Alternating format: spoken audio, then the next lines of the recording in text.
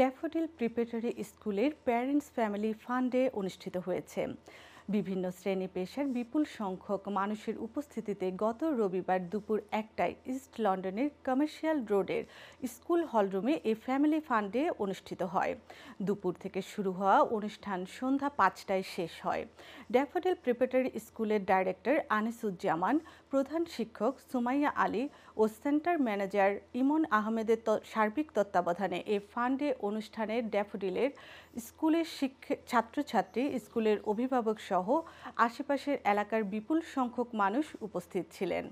Family ফান্ডে ছিল face painting, bouncy castle, Bangladeshi, Arabian সহ বিভিন্ন দেশের খাবারের স্টল, কাপড়ের দোকান, খেলনা সহ নানা ধরনের স্টল। অনুষ্ঠানের সার্বিক তত্ত্বাবধানে ছিলেন জুলি উদ্দিন। আজকে আমাদের ড্যাফোডিল প্রিপারেটরি স্কুলের একটা যে ফান্ডের আয়োজন করছি, আমাদের মেইন উদ্দেশ্য হচ্ছে যে আমাদের কমিউনিটির মানুষজনকে গেট টুগেদার করা।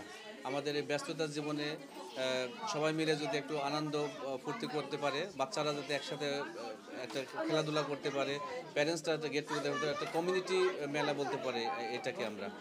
Welcome to Daffodil Preparatory School. Now our curriculum is quite special, especially for us as teachers as well. So we have our Arabic curriculum, which is specialised just for the mornings. So as soon as your children come in through our doors, the first thing they do is recite the words of Allah.